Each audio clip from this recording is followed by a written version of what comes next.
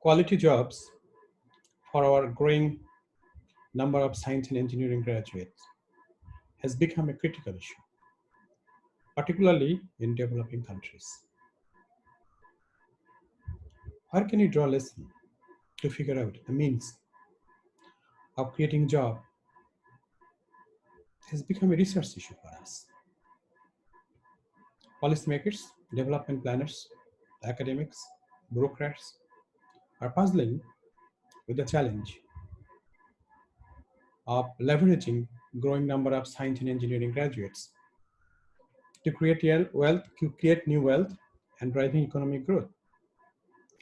Let's look into our kitchen and figure out, is there any lesson for us to address this burning issue?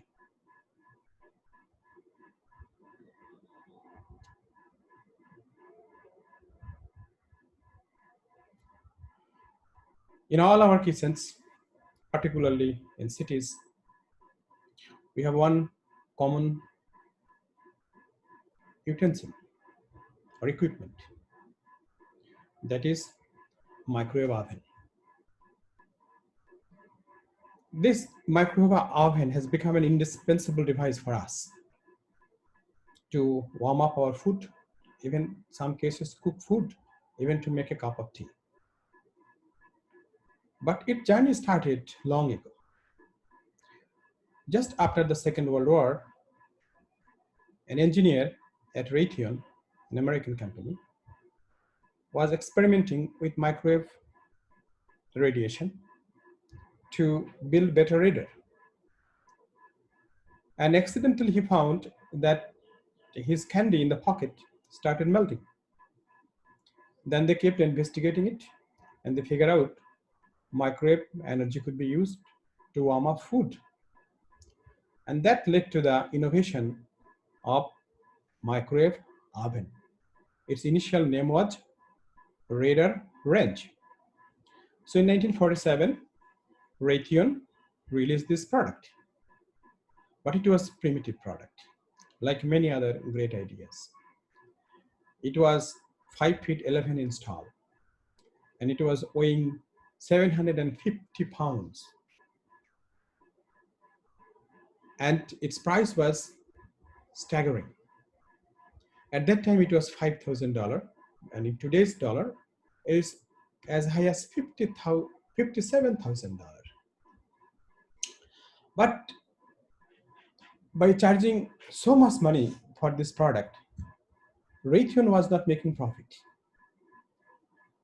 So despite having a large potential of this product, the product emerged in primitive form, creating very little willingness to pay among a very large group of customers.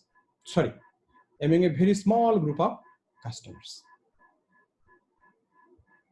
As a result, product was neither diffusing through the society in the expected manner, nor it was producing profitable revenue for the innovator.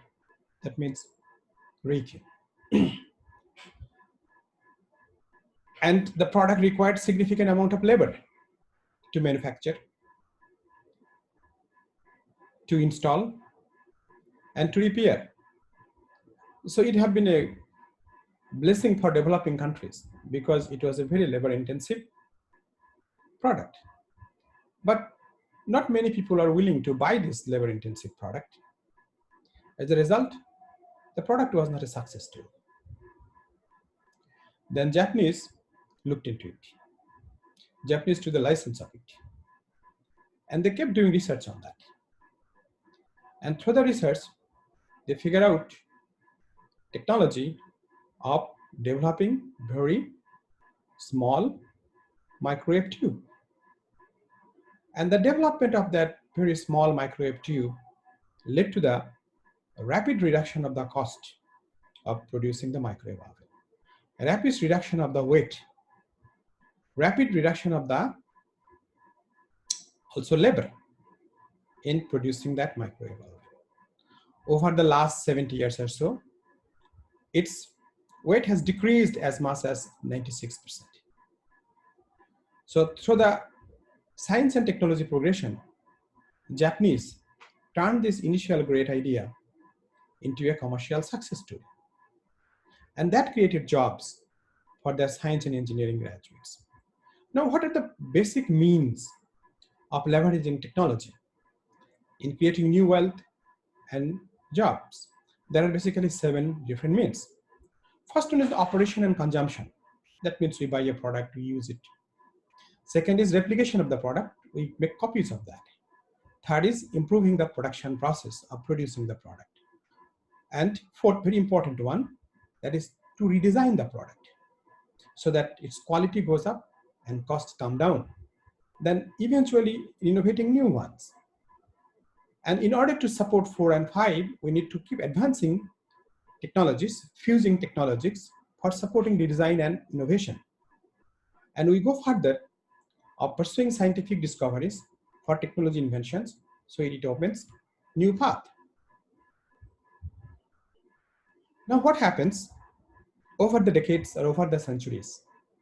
Developing countries pursued the strategy of benefiting from technology is through using labor in making replication of technology products, in installing technology products, in operating technology products.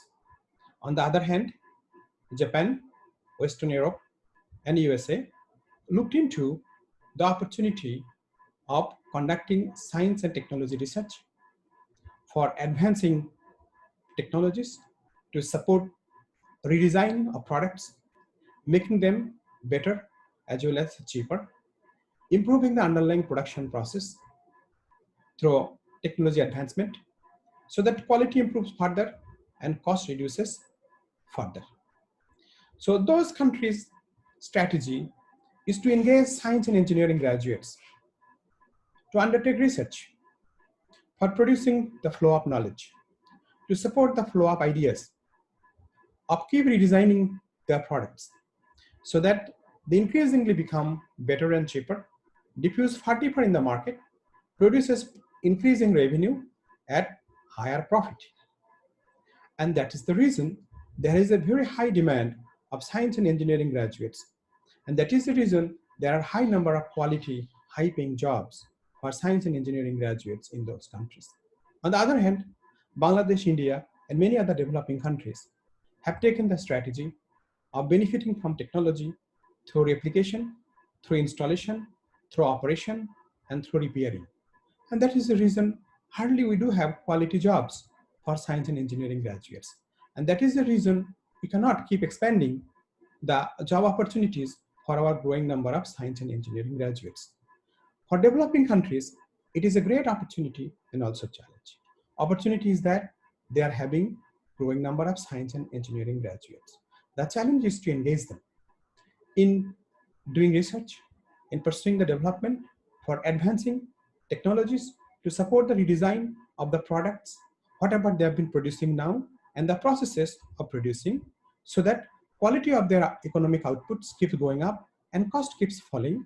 As a result, their economy will grow faster than before through the creation of quality jobs for science and engineering graduates for producing knowledge, supporting the flow of ideas. This is the place where developing countries should change their strategy, should change their policy to figure out how can they leverage science and engineering graduates to drive their economic growth through the creation of knowledge and jobs. Until and unless we do that, we are not going to turn this potential resource into assets. Thank you very much.